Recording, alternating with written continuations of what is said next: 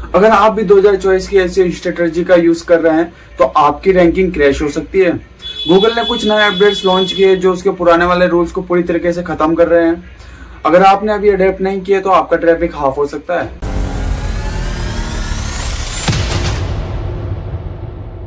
Hello friends, मैं हूं हेमेंद्र और आप देख रहे हैं ट्रैफिक टॉक्स, जहां आपको सिखाया जाता है ट्रैफिक लाने के लिए स्मार्ट तरीके।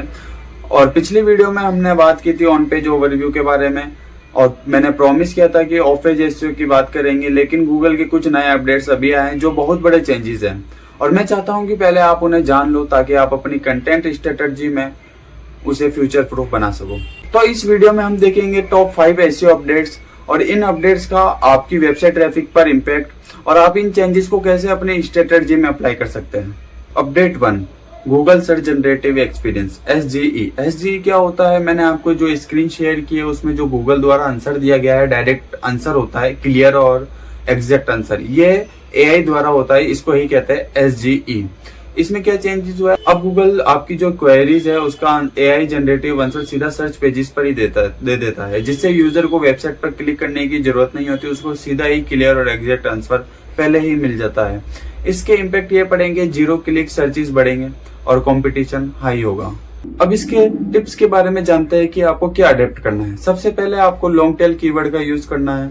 दूसरा, आपको अपने कंटेंट में यूजर एक्सपीरियंस शेयर करना है, जैसे कोई डाटा हो गया या कोई केस स्टडी होगी, जिससे यूजर को लगे कि आप एक एक्सपीरियंस है, आपको उस चीज के बारे में डेप्थ में नॉलेज है, पूरी नॉलेज है।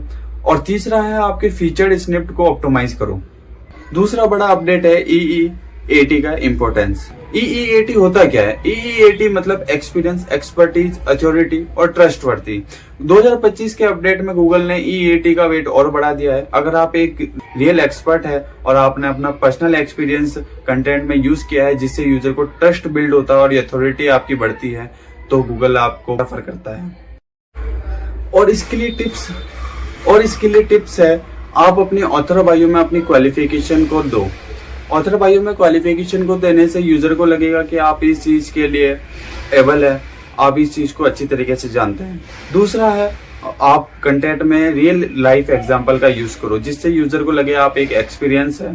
तीसरा है, रेफरेंस एंड सोर्स भी ऐड करो, जिससे यूजर को लगे कि आपका जो कंटेंट है बिल्कुल सही है और गूगल के लिए भी ये ट्रस्टेबल बनता है कि सही सोर्स और सही रेफरेंस दिए गए हैं।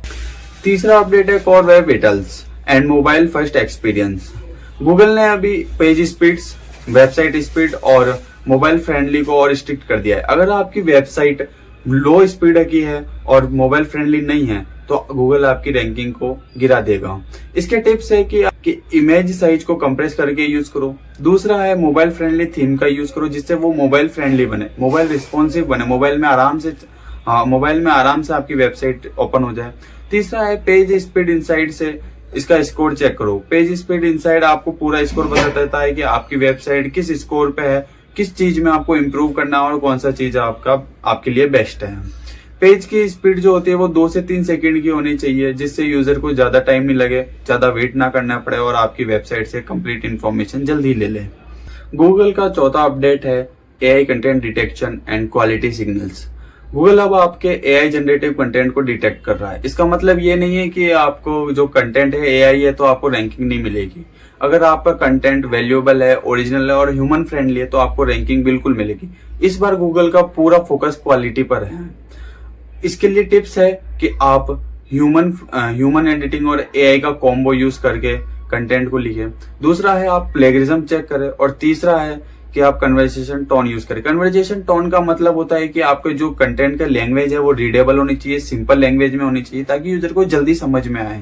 पांचवा और लास्ट अपडेट है voice search and conversational queries. 2025 में वॉइस सर्च का बूम आ रहा है। लोग अब hey Google, best cafe near me जैसी क्वेरीज सर्च कर रहे हैं, तो आपको अपने कीवर्ड्स में कन्वर्सेशनल फ्रेजेस का भी यूज करना होगा। इसके लिए टिप्स है, आपको लॉन्ग टेल और क्वेश्चन कीवर्ड्स का यूज करना होगा। दूसरा है, लोकल एसईओ को ऑप्टिमाइज करना होगा। और तीसरा है, अपने कंटेंट में FAQ सेक्शन ऐड करना होगा। अब क्वेश्चन आता है कि इन अपडेट्स के बाद आपको क्या करना चाहिए। अपने कंटेंट में पर्सनल एक्सपीरियंस शेयर करो।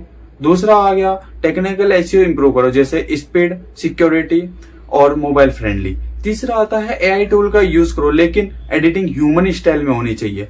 फिर चौथा आता है कि आपका वॉइस सर्च और लोकल एसईओ पर ज्यादा फोकस करो। फिर पांचवा आता है कि आप एनालिटिक्स के डाटा चेक करके अपने स्ट्रेटेजी में अपडेट करो। नेक्स्ट वीडियो में हम बात करेंगे ऑफ पेज एसईओ 2025 स्ट्रेटेजी के बारे में कि कैसे बैकलिंक बनाने का गेम अब चेंज हो चुका है।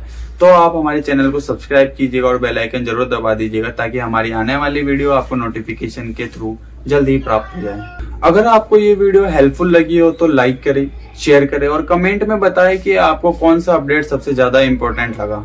मैं हेमेंद्र आपको मिलता हूँ नेक्स्ट वीडियो।